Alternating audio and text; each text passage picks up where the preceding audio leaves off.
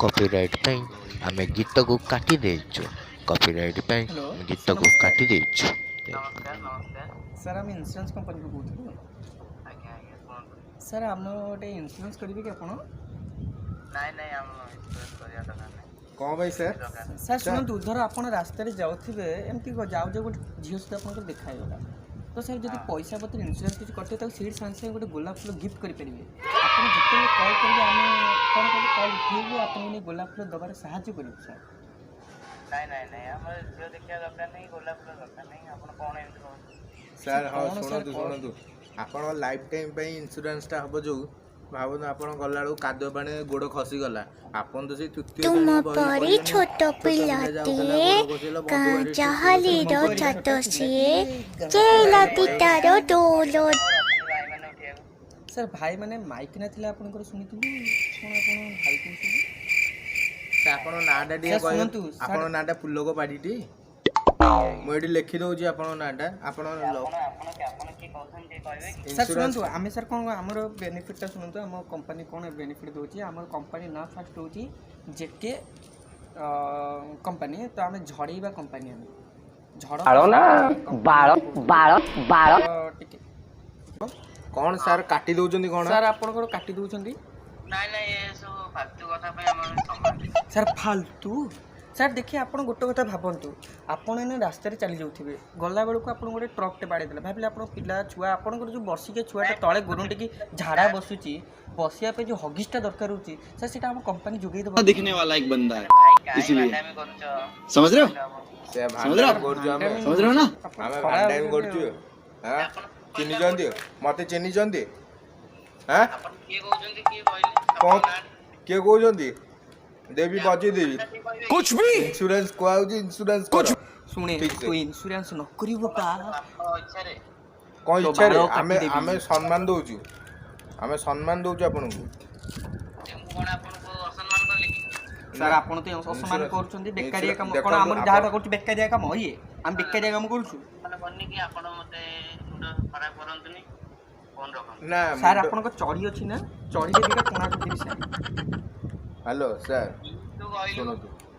କିଏ ତୁ କ'ଣ ହ୍ୟାଲୋ, କ'ଣ ହାଣି ଶୁଣନ୍ତୁ। ଦେବୁ? ଶୁଣନ୍ତୁ ସାର୍ ଶୁଣନ୍ତୁ, ମୁଁ ଯାହା କହୁଛି ଶୁଣନ୍ତୁ। ଆପଣ ଦେଖିଛନ୍ତି ଜନତାରା? ହଁ ଦେଖିଛୁ, ତାରା ଦେଖିଛନ୍ତି? ହଁ ଦେଖିଛୁ। ସେଥିରେ ମୁଁ ଆପଣଙ୍କୁ ନେଇକି ରଖିବି।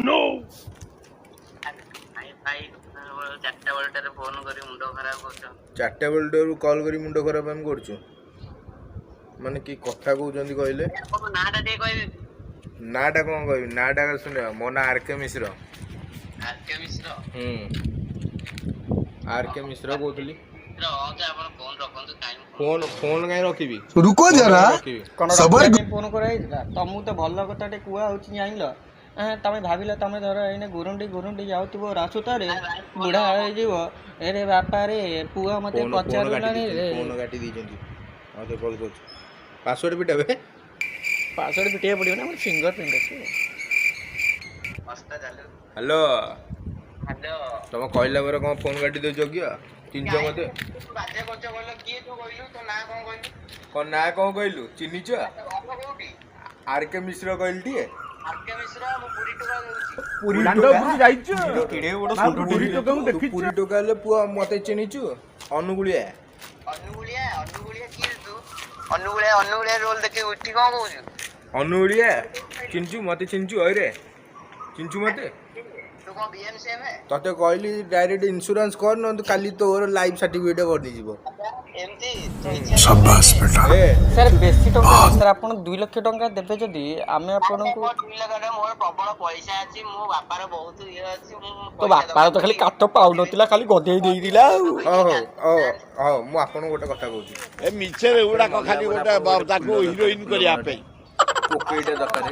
ଭାଇ ଅଛନ୍ତି କିଣିଦେବେ ଆପଣଙ୍କର। ନା ସେଇଟା ବାପା ଭାଇଙ୍କୁ ଦରକାର ନାହିଁ, ସେଇଟା ଆମେ ଯୋଗେଇ ଦେବୁ। ଆମର ଇନ୍ସୁରାନ୍ସ କମ୍ପାନୀ ଯୋଗେଇ ଦେବୁ ଆପଣ। ସାର୍ ଶୁଣନ୍ତୁ, ଆପଣଙ୍କ ଶ୍ରାଦ୍ଧରେ ଯେଉଁ 50,000 ଟଙ୍କା ଖର୍ଚ୍ଚ ହେବ, ସାର୍ ଦେଖନ୍ତୁ ନା, ଏତେ କଥା ଛାଡ଼ି ଦିଅନ୍ତୁ ଶ୍ରାଦ୍ଧ କଥା। ସାର୍ ଶୁଣନ୍ତୁ ସାର୍ ଏଇ ତ ଖାଲି କାନ୍ଦିଲେ ସାର୍, ଖାଲି କାନ୍ଦିଲେ ଆପଣ ଖାଲି କାନ୍ଦିଲେ କ'ଣ? ତୁ ଆମେ ତମକୁ ତୁ ତା କହିଥିଲୁ? ତୁ କିଏ କହିଲୁ? ଆରେ ଏ ଭାଇ ଏ ଭାଙ୍ଗ ଖାଇଲା ଭଳିଆ କୁହନି। ମାଲିକ ଶଙ୍ଖ କ୍ଷେତ୍ର ଟୋକା କଣ ବୁଝୁଛ ତ? ଭାଙ୍ଗ ଖାଇଲା ଭଳିଆ କୁହନି କଥାବାର୍ତ୍ତା ହେଲା। ଆମେ ବି ଜାଣିଛୁ କଥା କହି। ମୋ କଥା ତମେ ଜାଣିନ ହେଲା। ଭାଙ୍ଗୁଆ ଖାଉଛ ନା କୋଉ ସ୍କୁଲରେ ପଢିଛ ଏ ଟୋକା? କୋଉ ସ୍କୁଲରେ ପଢିଛୁ ରେ? ଟୋକା ପ୍ରଥମ କୁହାହେଲା ଇନ୍ସୁରାନ୍ସ କରିବାକୁ। ମାଲିକେ ପୁରୀ ଥରେ ଆସେ ଦେଖେଇ ଦେବି ହେଲା। ଆମେ ପୁରୀ ଟୋକା ତଳିଆ ଦେବି। ଘର କୋଉ ସାହିରେ କହିଲୁ? ତୋ ଘର କୋଉ ସାହିରେ କହିଲୁ? ମୋ ଘର ବାଲି ସାହି ମନ୍ଦିର ପାଖକୁ ବାଡିଆ ଡାଲମା ଟିକେ ଖାଇବୁ ବାଡିଆ ଡାଲମା ରସ ବହି ପଡୁଛି ପୁଅର ରସ ବାଲି ସିରି ଖାଇବ ଛେନା ପଟ ଖାଇବ ହେଲେ ବଟା ଭାଙ୍ଗ ଟିକେ ମଡେଇ ଦେଲେ ବୋଲେ ଟୁ ନେଇକି ବସିବ ହେଲା। ଟୁଲ ନେଇ ବସି ଯେତିକି ଏ ତମ ଘର କୋଉଠି? ତମ ଘର କୋଉଠି? ଆମ ଘର ପୁରୀ। ପୁରୀ କୋଉ ଜାଗା? ପୁରୀ ବାଲି ସାହି ମନ୍ଦିର ପାଖ ଜଗନ୍ନାଥ ଚିହ୍ନିଛୁ? ସେ କିଏ? ଜଗନ୍ନାଥ ମୋ ଏ लो बोलो भय लगिले लो ଜଗନ୍ନାଥ ମୋ ବାପା ହେଲେ ବଳିଆନା ଆମ ବାପା।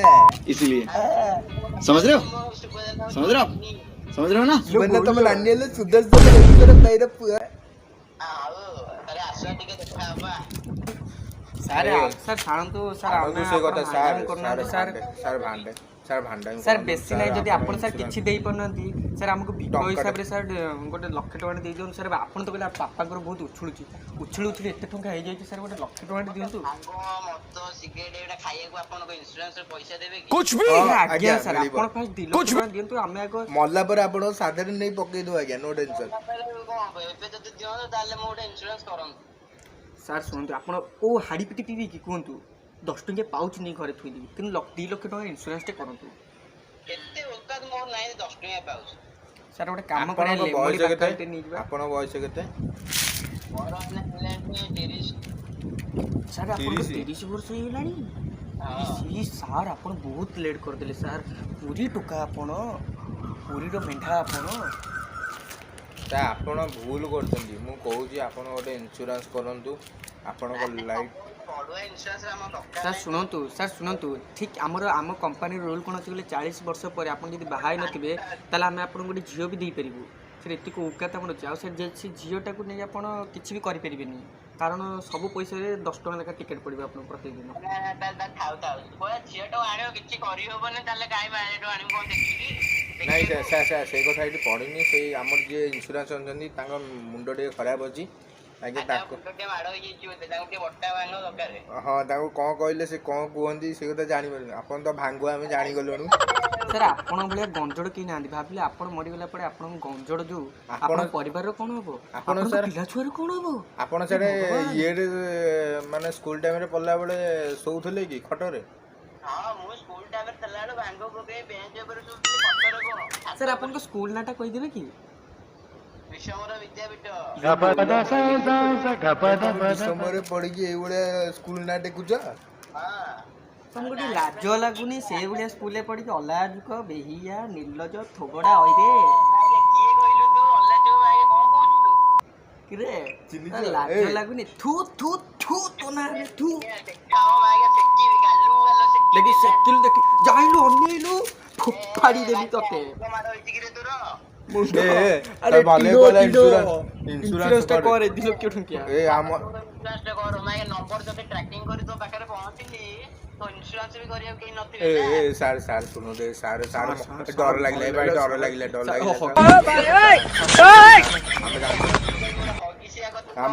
ଆମର ଆଜି ସକାଳୁ ଗୋଟେ ବି ବହି ନେଇନି।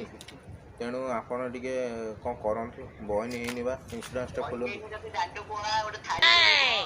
ସାର୍ ଆମେ ଭିକ ମାଗିଥିଲୁ କିନ୍ତୁ ଆପଣଙ୍କ ଭଳିଆ ଭିକାରୀ ଦେଖିନଥିଲୁ ଏଇଭଳିଆ ଗୋଟେ।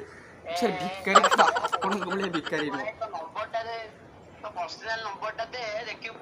ସାର୍। ଏଇଠି ପୁରା ପର୍ସନାଲ ନମ୍ବର।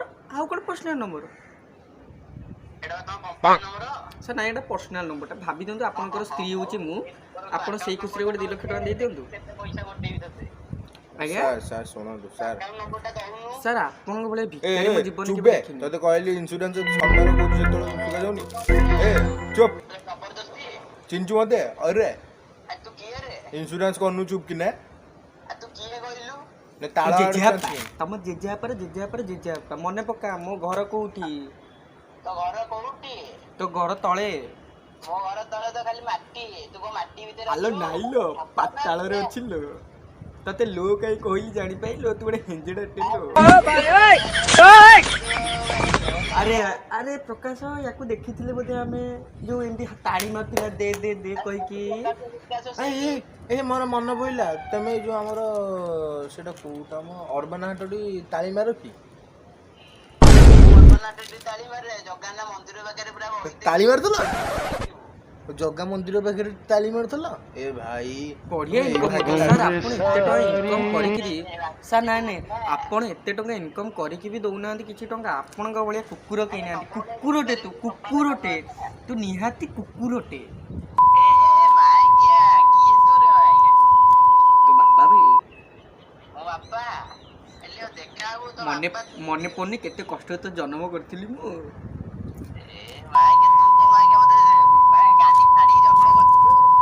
ନାଇଁ ରେ ସେଇଟା ସିନା ଭଗବାନ ଜାଣନ୍ତି ଆରେ ବାପା ଆଉ ତାହେଲେ ତୁ ବି ଟୋକାଟେ ତାହେଲେ ତୁ ବି ଛକା ହେଇଯିବୁ ଆଉ ଜନ୍ମ କରିବୁ ଆଉ ହଉ ସାର୍ ସରି ସାର୍ ଆମେ ଗୋଟେ ପ୍ରାଙ୍କ ଭିଡ଼ିଓ କରିଥିଲୁ ପ୍ରାଙ୍କ ନମ୍ବର ପାଇଥିଲୁ ମତେ ଚିହ୍ନି ପାଇଲୁ